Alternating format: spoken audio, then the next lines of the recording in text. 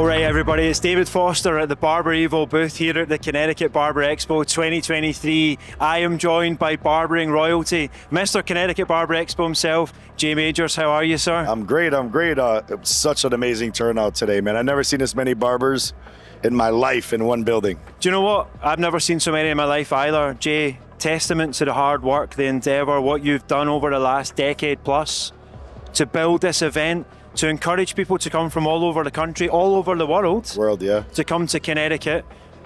Tell me, at the end of day one, how are you feeling? How are the energy reserves? It's good, man. Honestly, it doesn't hit me till it's over, because all the energy that I put into this show, the hours I spend away from my family, the traveling, it's tough. It takes a toll on me. But then, like, I reflect and just think about it, and I get all these messages on how this show has changed so many lives, and it gets really surreal. I get emotional. Like, I literally cry Monday after my show, like, every year. And you know, it's interesting, the feedback, that's important, the feedback. Why did people come to the show? I've been asking people all day long the same question, and the answers are incredible. It's not just because they want to hear about their latest products. It's not just because fear of missing out. Yeah. It's because they actually want to reconnect. They want to be face to face. They want to get in with the educators, with the brands. They want to meet their contemporaries. They want to meet their peers. That must act like fuel to you. That must give you so much more energy, and it must give you that impetus to plan ahead for the year that's coming up. You know what it is? I always say, like, when you're helping others, you're always going to be blessed. And this show in itself has built educators, has built brands, has started brands, has launched brands. And I'm a firm believer is when you give to others, you're always going to get back tenfold. This is business, right? Sometimes it costs money to get a booth or whatever it may be.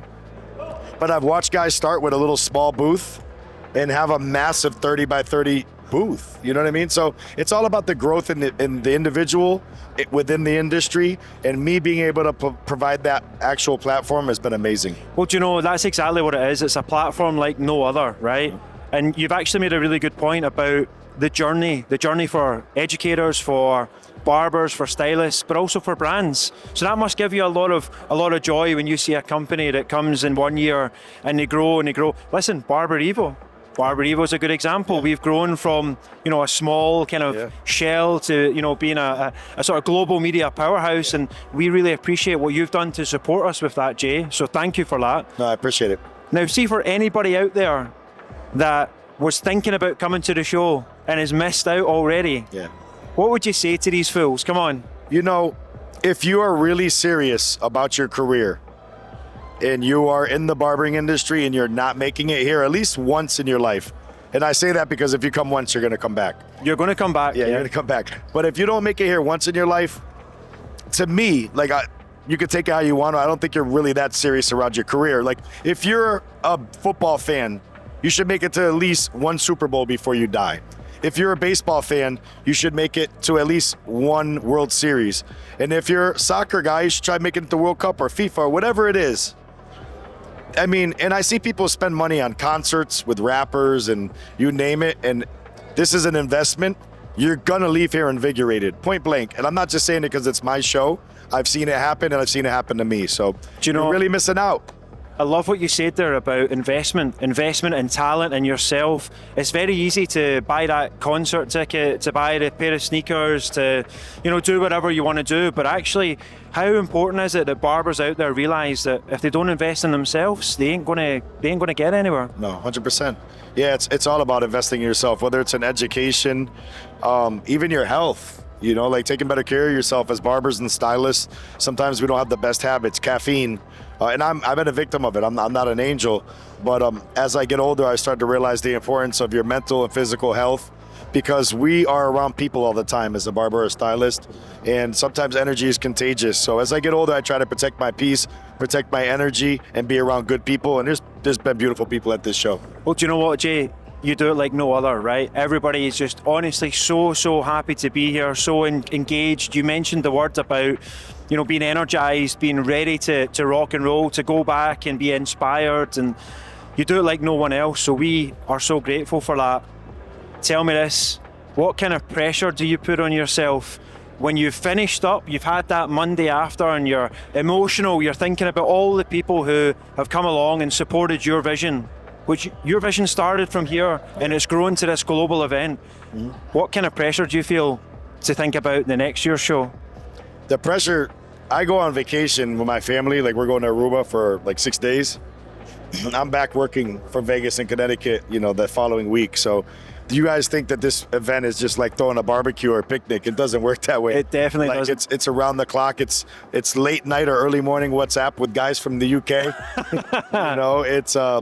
It's a real lot. But you know what? I love it, and I love the opportunity to just be respected in my industry. I think our entire life, we just want respect, right? Like we want people to look up to us or to be proud of us.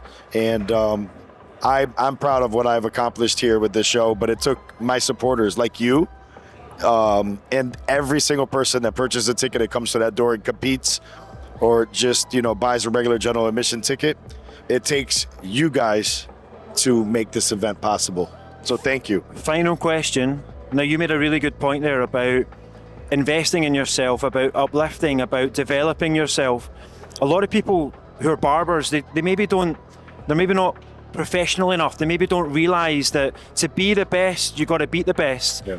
You should be comparing yourselves with law firms and accountants and all these kind of suits, as it were, right? Yeah. Because this is not just a trade, this is a genuine career, but it's only what you put in is what you get out. Yeah. So given the fact that you have put on this global platform year in, year out about bettering yourself, about being the best you can be, what final piece of advice would you give to barbers looking down the lens that think, oh, look at Jay Majors, he's done this, he's done that. What would you say to them? How would you motivate them?